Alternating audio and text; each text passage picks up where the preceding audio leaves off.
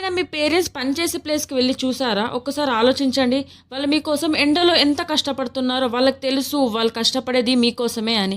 కానీ మీరేం చేస్తున్నారు? రోజంతా ఫోన్‌లో టైమ్ పాస్ చేసి డే ఎండింగ్‌లో మాత్రం నా లైఫ్ ఎందుకిలా ఉంది? నాకే ఎందుకు ఇన్ని కష్టాలని బాధపడుతున్నారా? నిజమైన కష్టం అంటే ఏంటో తెలుసా? ఒక్కసారి మీ పేరెంట్స్ పనిచేసే ప్లేస్‌కి వెళ్లి చూడండి. నేనేం మిమ్మల్ని వాళ్ళలాగా పని చేయమని చెప్పట్లేదు. అక్కడ వాళ్ళ ఓనర్ వాళ్ళనే మాటలు, వాళ్ళని చూసే చూపు ఒకసారి చూడండి. అప్పుడు తెలుస్తది మనకు లైఫ్ అంటే ఏంటి? మన పేరెంట్స్ మన కోసం ఎంత కష్టపడుతున్నారని. నీ కలల్లో ఉండే డ్రీమ్స్ కోసం కష్టపడు. వాటిని నిజం చేసుకో. కానీ నేను చాలా కష్టపడుతున్నాను భ్రమలో మాత్రం ఉండకు.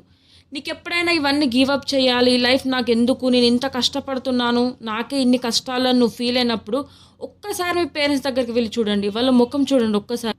అప్పుడు అర్థమవుతుంది మనకు. వాళ్ళ కోసం మనం ఏదైనా చేయగలం, ఏదో ఒకటి చేసి చూపెట్టాలి అని. మీ పేరెంట్స్ కష్టపడడం చూసి మీరు మీ లైఫ్‌లో తీసుకున్న ద బెస్ట్ డెసిషన్ ఏంటో నాకు కమెంట్ చేయండి.